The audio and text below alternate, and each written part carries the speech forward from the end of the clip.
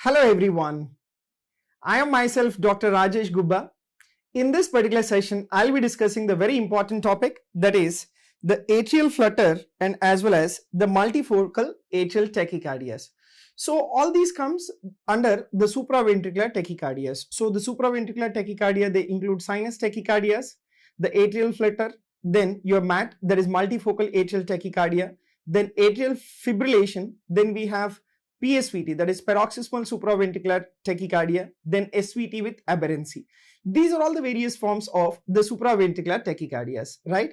So out of which, what I'll be discussing in this session is the atrial flutter and as well as the MAT.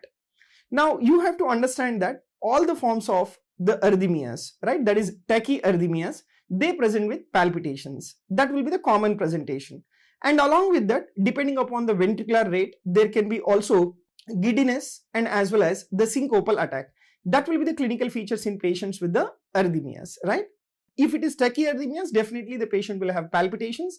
Along with that, they'll have this pre-syncopal attack or the syncopal episodes will be there.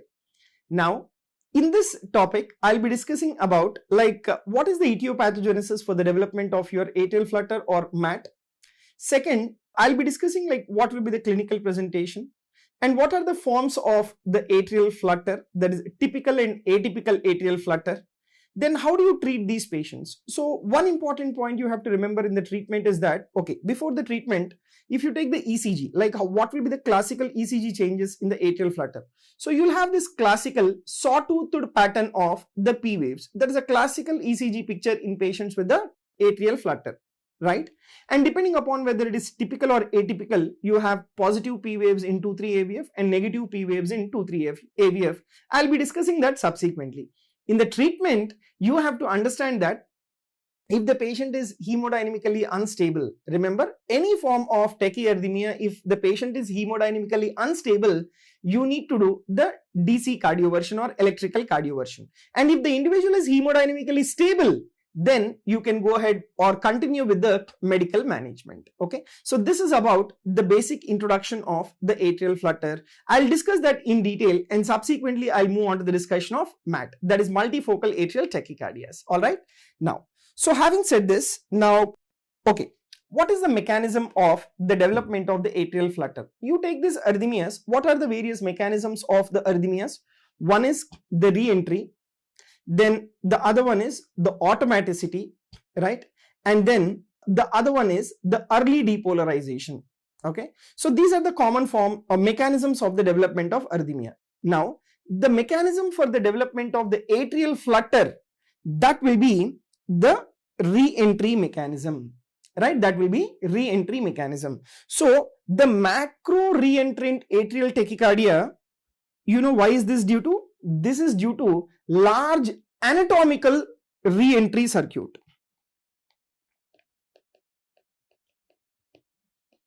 Right? Large anatomical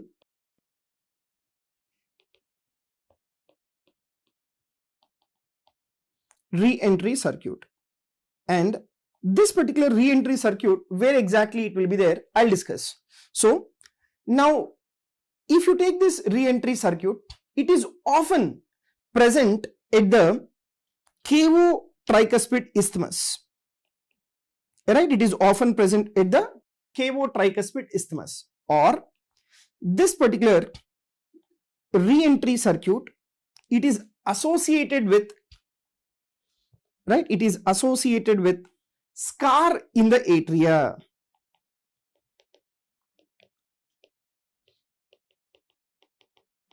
All right, it is associated with scar in the atria.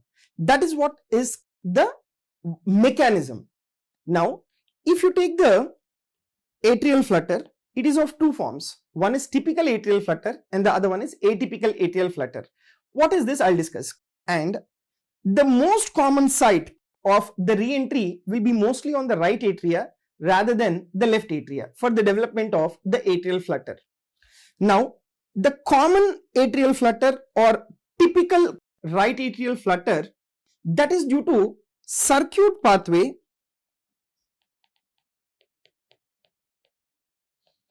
right? That is due to circuit pathway around tricuspid valve annulus, right? That is due to circuit pathway around the tricuspid valve annulus. Okay. Now, you take this tricuspid valve annulus. What do we call this as? We call this as the cavo-tricuspid isthmus. That is the exact site where you will have the re-entry. Okay.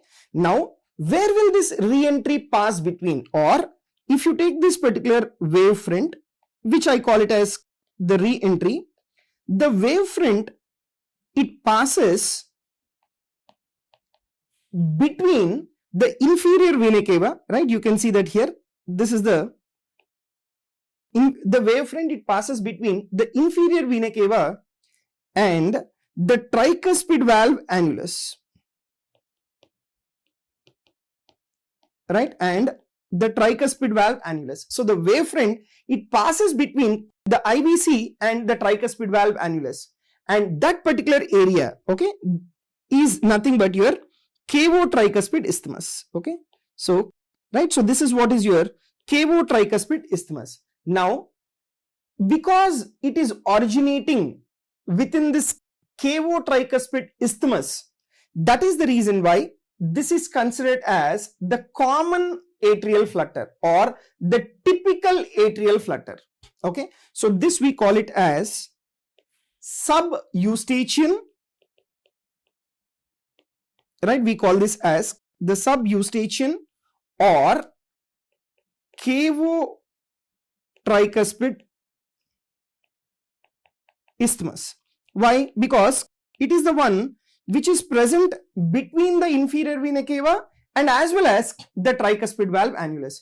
Now, the localization of this area is very important because the common site of re-entry for the development of the typical atrial flutter is the cavo-tricuspid isthmus, and you localize that area and you can do catheter ablation, right? You can do catheter ablation of this cavo-tricuspid isthmus, right? So once you do the catheter ablation of the cavo-tricuspid isthmus, the atrial flutter arrhythmia, that will get resolved, right? That will get resolved. So just remember now, the common atrial flutter,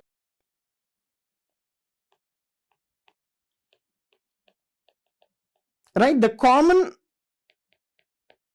atrial flutter, it is also known as cavo-tricuspid isthmus dependent atrial flutter, right? The common atrial flutter, it is also known as cavo-tricuspid isthmus dependent atrial flutter. Okay. Now, if you take this re-entry here, what will be the direction of the re-entry, right? So there can be, right, there can be counterclockwise, that is anti-clockwise re-entry, or there can be even the clockwise re-entry, right? That re-entry, either it is counterclockwise or the clockwise. But which is most common for the development of or in cases of the atrial flutter? Remember, this re-entry circuit most commonly, right? Most commonly, it revolves in a counterclockwise direction. Okay. So, right. So if you see this, the re-entry circuit most commonly, it revolves around the counterclockwise direction. Now, when the re-entry, when it is revolving in a counterclockwise direction, this will produce, right, this will produce the characteristic negative sawtooth flutter.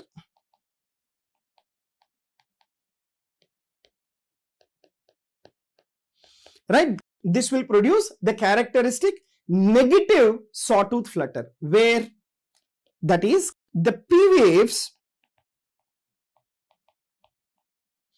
will be negative in 2, 3 and AVF. Right, in 2, 3 AVF, the P waves are negative. You can see that here. So in case of the counterclockwise circuit, the P waves, if you see in lead 2, lead 3 and as well as AVF, they are like negative P waves. And if you take in lead V1, you will have a positive P wave. That is what you will see in case of the counterclockwise re-entry atrial flutter. The 2-3 AVF, the P waves will be negative. Whereas you take the re-entry if it is the clockwise direction, right? If the direction is reversed, that we call it as the clockwise rotation. So when there is clockwise rotation, that will produce the opposite direction of the P waves. That means the P wave vector will be positive, right? The P wave vector will be positive. In which leads? That will be in lead 2, lead 3 and AVF, the P wave vector will be positive. Okay, so in case of counterclockwise, the P waves are negative in 2-3 AVF. In clockwise re-entry, the P waves are positive in 2-3 AVF. So you can see that here. So this is a P wave, this is a P wave and this is a P wave, right, which is positive in direction. Okay, right. Now you should know the next important point. So now we have understood very clearly, right, in anti-clockwise re-entry, what will be the morphology of the P waves or what will be the P wave vector direction, and in clockwise re-entry, what will be the P wave vector direction. Okay, right. So now what will be the atrial rate in atrial flutter? The atrial rate, it will be around 240 to 300 beats per minute, whereas in atrial fibrillation it is around 300 to 400 beats per minute, but whereas here it is 240 to 300 beats per minute. Okay, right. And this particular atrial flutter, it might be the atrial rate might be slower, right? The atrial rate might be slower in the presence of, right, in the presence of the atrial disease, or when the patient is on the anti-arrhythmic drug, then the atrial rate might be less than your 200 as well. Now, if you take the ventricular rate, right, this is your atrial rate. Now, what will be the ventricular rate? See, ventricular rate completely depends upon what is the conduction of the atrial impulses to the ventricle across the AV node, right? So, the ventricular rate, if you see, it can be like 2:1, or it can be 3:1, or it can be even 4:1 as well. Now let us just assume if it is 2:1, that means 2 times will be the atrial complexes, 1 will be your QRS complex, that is the ventricular complex. So if you take, if it is around 2:1, like we are assuming it as like 240 to 300 per minute is the atrial rate. So if it is like 2:1 AV block, then how much this will be? This will be, the ventricular rate will be around 120 to 150 beats per minute. That will be the ventricular rate, depending upon like what is the block, right? Now, the next important is, in the ECG, whatever you're doing, how can you expose the flutter waves, right? You will be able to appreciate the flutter waves when the rate is around 240 to 300. But if the rate is increased more than 300, the flutter waves will disappear. Okay, then the atrial flutter is getting converted into atrial fibrillation if the atrial rate is increased more than 300. So if you want to expose the flutter waves on the ECG, then you have to do certain maneuvers that will increase the AV nodal block, right? That will increase the AV nodal block. Now, what are those maneuvers that will increase the AV nodal block? That includes, number 1, Valsalva maneuver, that will increase the AV nodal block, and second one is the carotid sinus massage.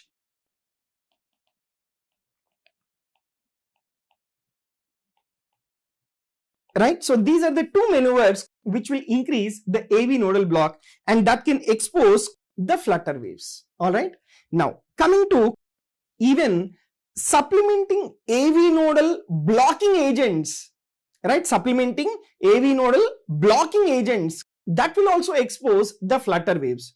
What are those AV nodal blocking agents? The AV nodal blocking agents, they include number one, adenosine, right? And the other one is digitalis, and that should be the digitalis toxicity.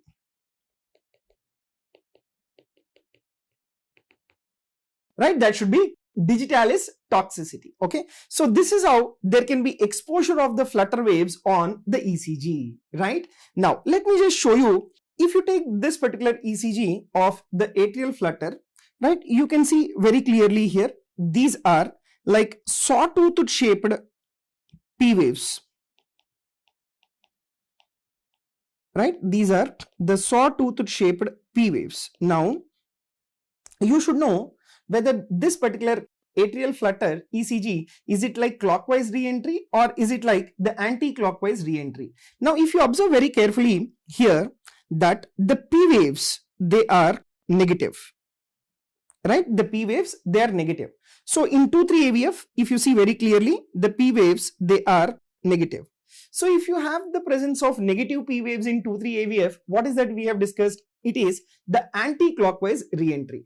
And what is the type of block here, right? You see, this is one P wave, this is second P wave, this is third P wave, and the fourth complex is the QRS complex. So that is the reason why this we consider it as 4:1 AV conduction, right? 4:1 AV conduction, negative atrial flutter. What is this negative atrial flutter? This negative atrial flutter, it is nothing but where the P waves are negative. Okay, right. Now, followed by that, let me just discuss about the right atrial flutter and as well as the left atrial flutter. See, until now, whatever we have discussed is like what will be the ECG features in case of the clockwise re-entry and anti-clockwise re-entry, what will be the ECG changes, that is what we have discussed. Now, I said you, the most common site for re-entry is in the right atria, and not only within the right atria, the re-entry can be there even within the left atria, causing the left atrial flutter. Okay, but the right atrial flutter, this is more common than compared to that of the left atria. Okay, so this common right atrial flutter often occurs in association with, right, it occurs in association with the atrial fibrillation. Okay, now from where all the sites the re-entry can occur? Definitely the most common site will be KO, that particular isthmus, right? That is KO tricuspid valve isthmus. That is the most common site, that we call it as typical atrial flutter. And the other sites are, that is, if there is atrial scar, right, where the individual had undergone some prior cardiac surgery and there is atrial scar, even this also can predispose to the development of the atrial flutter, right? Then the next is right-sided cardiac or pulmonary vascular disease. Okay, so right-sided cardiac or pulmonary vascular disease, even that also predisposes to right atrial flutter. Okay, and not only that, I said you, this right atrial flutter, it is commonly in association with the atrial fibrillation. Now, these patients with atrial fibrillation, what you try to do is, you try to give this anti-arrhythmic drugs. What are those anti-arrhythmic drugs? These anti-arrhythmic drugs that you should be giving is flecainide or propafenone, and next, or supplementation of the amiodarone, right? Flecainide, propafenone or the amiodarone, right? When you supplement this in case of the atrial fibrillation, this atrial fibrillation, the atrial rate will reduce. Okay, the atrial rate will be slowed down. So this atrial fibrillation will get converted to the atrial flutter, right? Okay, so what are the other areas where the re-entry or how the atrial flutter can occur? Definitely the common site is, that is KO tricuspid isthmus. The other sites are the atrial scar which has been formed because of the prior cardiac surgery, or right-sided cardiac or pulmonary vasculature, there can be site of the triggered foci. And when you give antiarrhythmic drugs in patients with atrial fibrillation, the atrial rate will reduce, and where the individual can develop the atrial flutter. Now, we have a terminology called the atypical atrial flutter. Now, what do you mean by the word atypical atrial flutter? So, the typical atrial flutter is that where that arrhythmogenic focus should be originating from KO tricuspid isthmus, whereas if the re-entry, right, if the macro re-entry, if they are not dependent on, right, if they are not dependent on KO tricuspid isthmus, right, if they are not dependent on the KO tricuspid isthmus, that is called as the atypical, or that is referred to as atypical atrial flutter. Okay, now then what are the other sites? Just now we have discussed, right? These are all the other sites. They can occur anywhere in the atrium, right? That can be universally associated with the areas of the atrial scar. That can be an area where the re-entry can occur, and there can be development of the atrial flutter. Okay, right. Now, this right atrial atypical flutter often occurs after the cardiac surgery. What is that cardiac surgery that you have done? Most commonly, you have done the cardiac surgery in the form of the atriotomy, right? Atriotomy. And this particular atriotomy is performed in the right atrium as a part of the cardiac surgery. And the scar which is being formed will be acting as a focus for the re-entry. So, remember, the common or typical right atrial flutter is that where the arrhythmogenic focus will originate in KO tricuspid isthmus, and atypical atrial flutter is not dependent on the arrhythmogenic focus which is originating from KO tricuspid isthmus. Okay, right. Then coming to about the left atrial flutter. Okay, so if you take this left atrial flutter and perimitral left atrial flutter, these are commonly seen after, right, these are commonly seen after extensive left atrial ablation, right? After extensive left atrial ablation, there can be development of the left atrial flutter. Now, where is that you will do this extensive left atrial ablation? Extensive left atrial ablation is done for, right, it is done for the atrial fibrillation, right? Because there is like thrombus formation within the atrial fibrillation.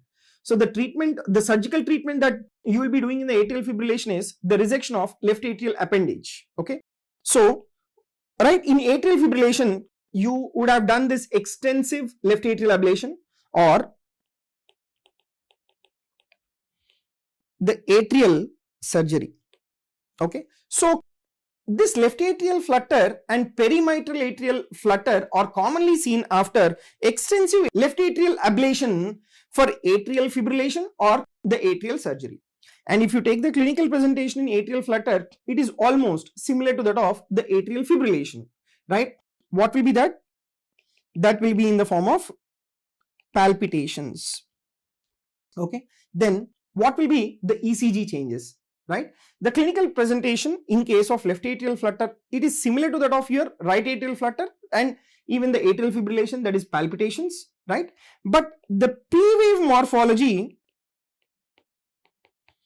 will be slightly different. It will not be the same, right? It will not be the same. Okay, and the P-wave morphologies of left atrial flutter, they are difficult to distinguish from the focal atrial tachycardia, right? They are difficult to distinguish from the focal atrial tachycardia. Okay, so right, so this is the ECG of atypical atrial flutter, right? This is the ECG of the atypical atrial flutter. Okay, so you are having the flutter wave morphology, right? You can see that flutter wave morphology is there within the P waves, and not only that, within the P waves, right? What is the direction of the vector of the P waves? It is positive direction. So you can see the P waves, they are positive. And what type of conduction block is this? Now for every 3 P waves, you are getting 1 QRS complex. Okay, so you see that here. So this is 1, then 2, and third one is your QRS complex. So this is considered as 3:1 AV conduction block atrial flutter. Right, this is considered as 3:1 AV conduction block the atrial flutter. Okay, and this will be atypical atrial flutter. This will be atypical atrial flutter. Okay, right. And what will be the common site of the foci within the left atria? Right, that will be around, you can see this is an electroanatomical map of mitral annular flutter after the pulmonary vein isolation. Right, after the pulmonary vein isolation. Okay, right. Then how do you treat this atrial flutter? So if you see the treatment, electrical cardioversion, that will be the treatment of choice if the patient is hemodynamically unstable. Right, if the patient is hemodynamically unstable, it is the electrical cardioversion that is definitely warranted. Or if the symptoms are severe, electrical cardioversion should be done. Okay, what do you mean by the word hemodynamically unstable or instability? Hypotension, severe form of dyspnea secondary to pulmonary edema, tachypnea is there, desaturation is there, that we consider it as the hemodynamically unstable, where you need to do electrical cardioversion. And next thing is the rate control. If the patient is hemodynamically stable, then you should plan for the rate control. For that, we give AV nodal blocking agents. Right, and what are those AV nodal blocking agents that we need to give is beta 1 blockers, or the other alternative will be non-dihydropyridine calcium channel blockers, that will be diltiazem and as well as the verapamil. So these are the AV nodal blocking agents that you need to give for assuming or for getting the rate control. And if you take the risk of thromboembolism in patients with the atrial flutter, the risk of thromboembolism in patients with atrial flutter, it is similar to that of, right, it is similar to that of the atrial fibrillation. So that is the reason why, right, that is the reason why the stroke management in atrial flutter is similar to that of the atrial fibrillation. Right, now if suppose if the duration of the atrial flutter, right, if the duration of the atrial flutter, if it is more than 48 hours, right, and or if the patient is having the chronic atrial flutter, right, depending upon your CHA2 DS2 VAS scoring system, you need to give anticoagulation first. And how much should be the CHA2 DS2 VAS scoring system in case of the chronic atrial flutter? That should be more than 1. If the CHA2 DS2 VAS scoring system is more than 1, definitely you need to give anticoagulation, right? Or if the duration of the atrial flutter is more than 48 hours, then also you need to give the anticoagulation first. Then only you need to plan for the cardioversion. Okay. Then how will you manage a first episode of atrial flutter? Recurrent episodes, how will you manage? And what is the role of the catheter ablation? If it is the first episode of atrial flutter, then you need to plan for conversion to sinus rhythm. Right? You need to plan for conversion to sinus rhythm without subsequent chronic use of the antiarrhythmic drug. Okay, without subsequent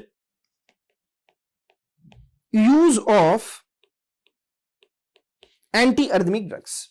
Okay, that is about like how will you manage the first episode of atrial flutter. Then recurrent episodes of atrial flutter, then how will you manage?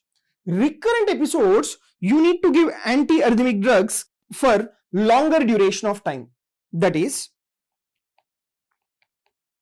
we need to give sotalol,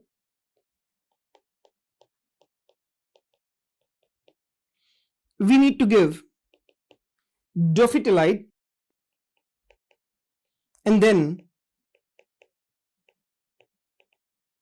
right, we need to plan for giving the disopyramide. So, or even the amiodarone. Okay, so either of these. So for recurrent episodes, you need to consider these antiarrhythmic drugs, and whenever you give these antiarrhythmic drugs, right, more than 70% of patients, they experience recurrence.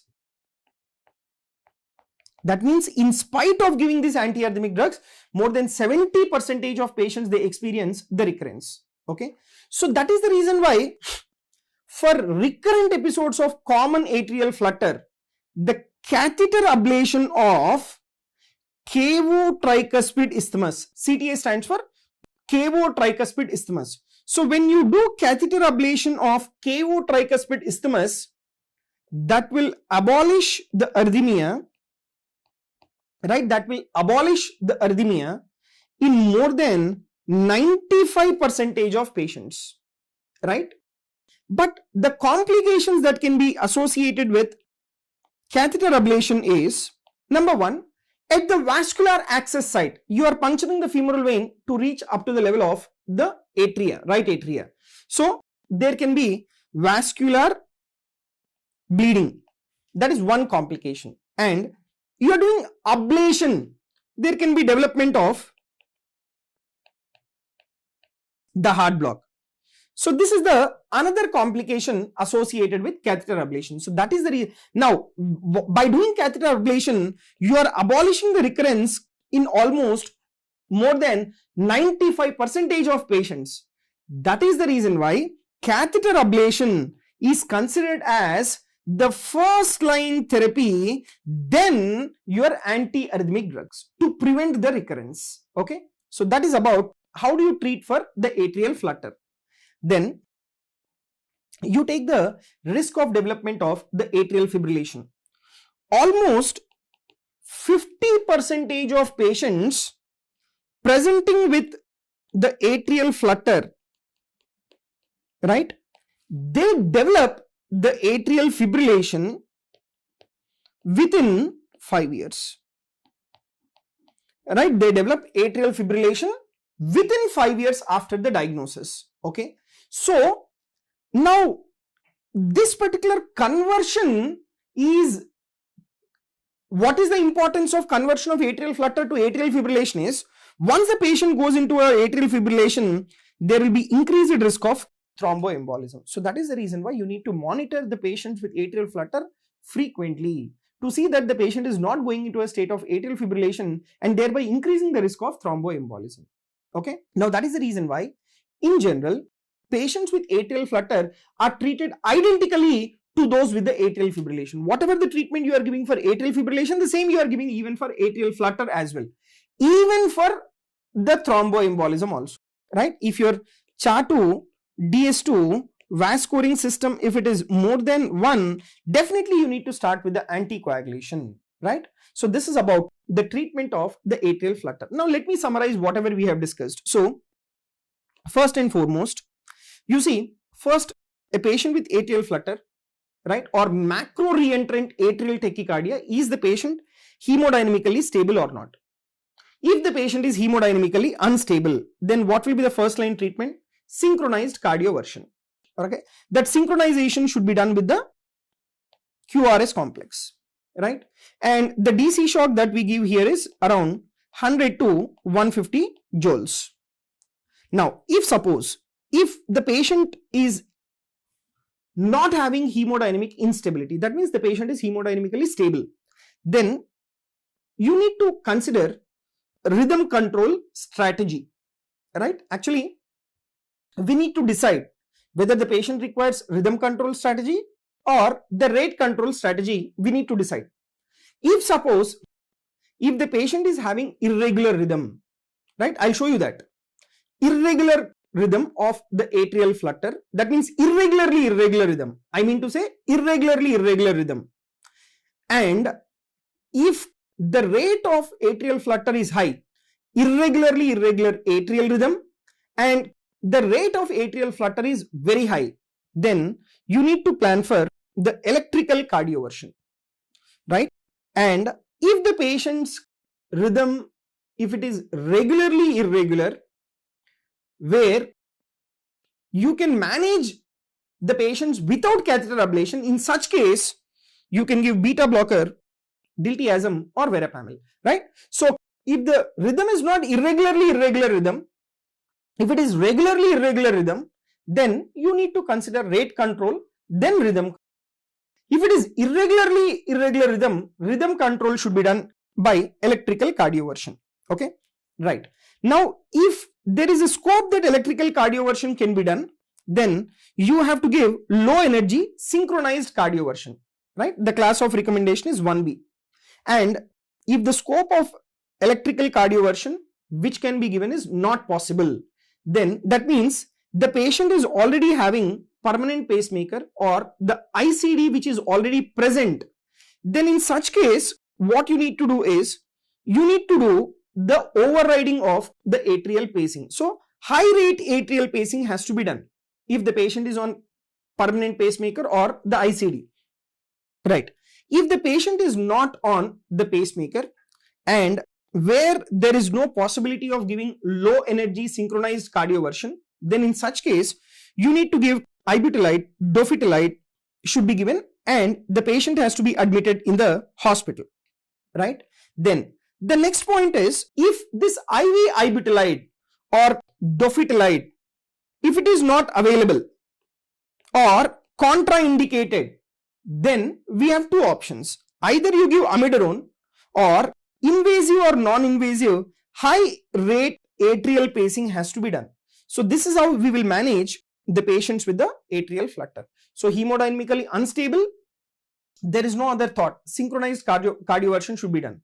Hemodynamically stable, then you need to plan for whether to decide rate control first or rhythm control. If you are planning for rate control, then beta blocker or calcium channel blocker. If you are planning for rhythm control, then electrical cardioversion is being preferred, right? And if there is scope of electrical cardioversion, go ahead with low energy synchronized cardioversion.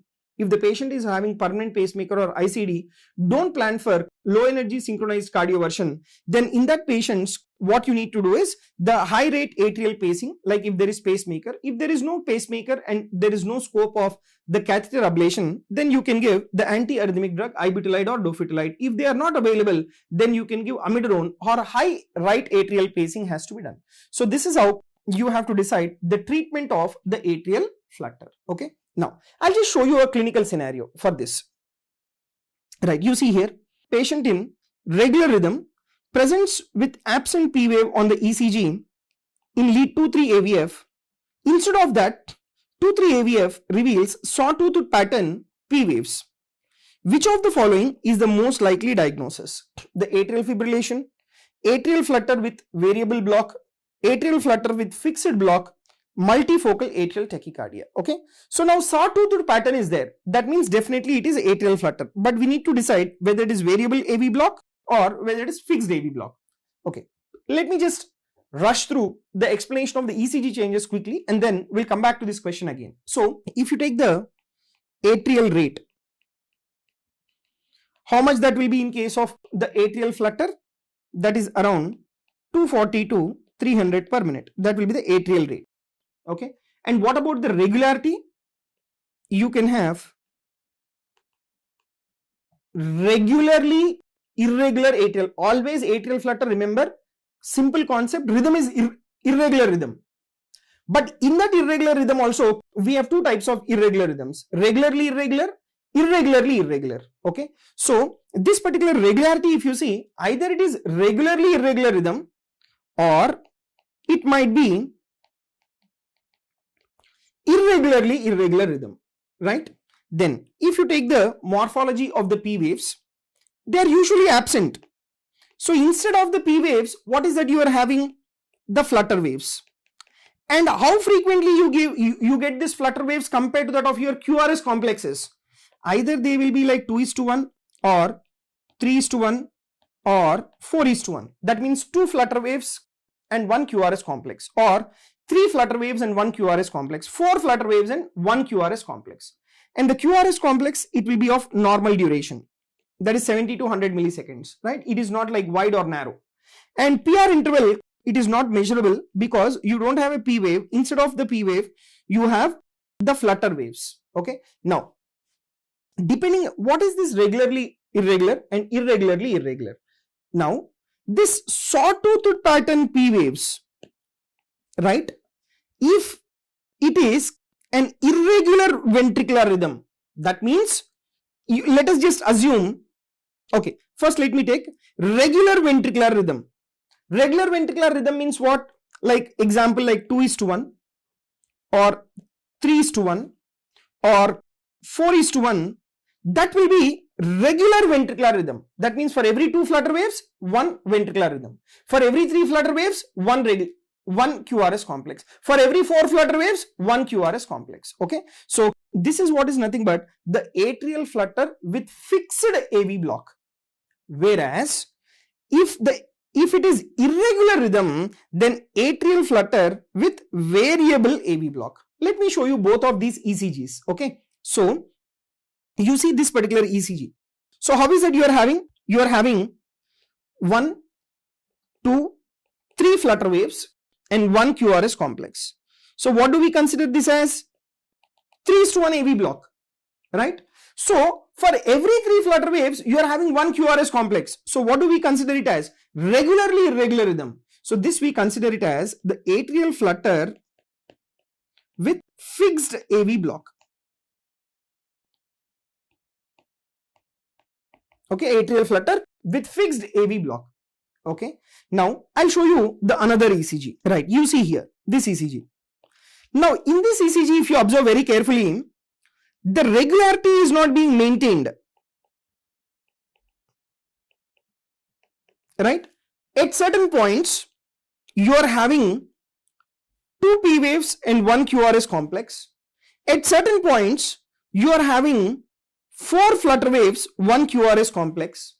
At certain other points, you are having 3 flutter waves and 1 QRS complex. So, is it like regularly irregular or irregularly irregular? This is irregularly irregular because the number of the flutter waves is not same with every QRS complex. So, this we call it as the atrial flutter with variable AV block. Right, atrial flutter with variable AV block. Okay, now let me show you one more ECG. So yeah, the same one, the atrial flutter with variable AV block, because the number of the flutter waves is not the same with every QRS complex, and this will be your atrial flutter with fixed AV block. Now we will go back to the question. So if you see this question now, what will be the answer? So there is regular rhythm present with absent P waves. So regular rhythm means what? Either it is 2:1 or 3:1 or 4:1. This is what is your regular rhythm. So if it is a regular rhythm, then we consider it as atrial flutter with fixed AV block. Atrial flutter with fixed AV block, right? So that is about your atrial flutter. So what all we have discussed in this particular topic of the atrial flutter, right? What is the common site for the re-entry? That is cavo-tricuspid isthmus. That we call it as typical or common atrial flutter. If the arrhythmogenic focus is not dependent on KO tricuspid isthmus, we call it as atypical atrial flutter. And this atypical, either it might be in the right atria or it might be in the left atria, but usually most commonly it is in the right atria. Presentation will be in the form of palpitations, chest discomfort will be there. There can be also giddiness and syncopal attack. Diagnosis is by your ECG, and treatment completely depends upon the hemodynamical stability. If the patient is hemodynamically unstable, immediate DC cardioversion. If the patient is hemodynamically stable, then you need to follow the flowchart which we have discussed. Okay. So after having discussed about the atrial flutter, so now let me discuss about the another important form of the supraventricular tachycardia, that is the multifocal atrial tachycardia. So multifocal atrial tachycardia is that form of tachycardia where the individual will have more than or equal to 3 different P wave morphologies, right? More than or equal to 3 different P wave morphologies, right? Along with that more than or equal to 3 different P wave morphologies, if you take the rate, the heart rate, it should be more than 100 and to 150 beats per minute. Okay, that should be the heart rate along with more than or equal to 3 different P wave morphologies on the ECG. Now this multifocal atrial tachycardia, how is it different from the atrial fibrillation? Unlike atrial fibrillation, right? See, in atrial fibrillation, you don't have the isoelectric baseline within the ECG. But whereas you take in case of MAT, there is presence of, right? There is presence of a clear isoelectric or isoelectrical intervals. Okay, there is a very clear isoelectrical intervals between the P wave and between the P wave and the QRS complex. And not only that, in case of MAT, the atrial rate, if you observe, it is slow. Whereas in case of the atrial fibrillation, the atrial rate, it is around 300 to 400 per minute. Okay, that is the difference between the atrial fibrillation and as well as the multifocal atrial tachycardia. Now, what is the mechanism of this multifocal atrial tachycardia? Right, the mechanism is likely triggered automaticity. Right, likely triggered automaticity.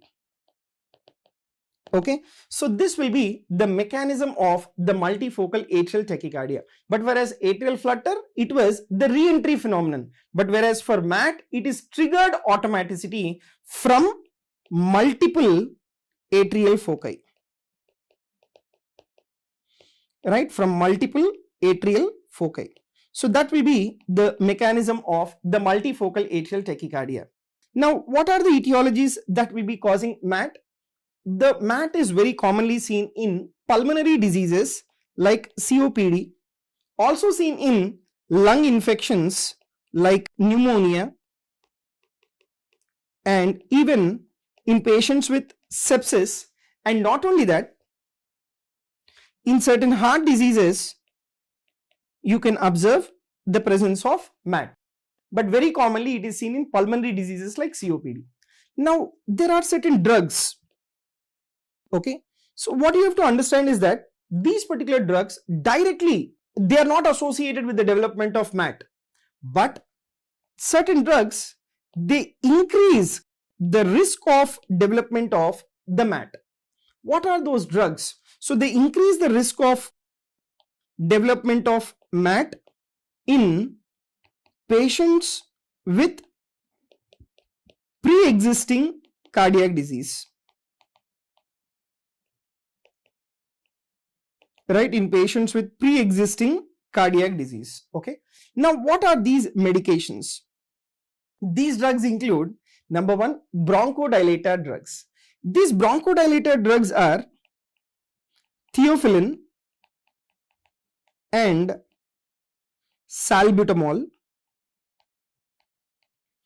Right, theophylline and salbutamol, both of them are the bronchodilators which are used in the treatment of the bronchial asthma, also used in the treatment of the COPD, right? And apart from this, the other drugs are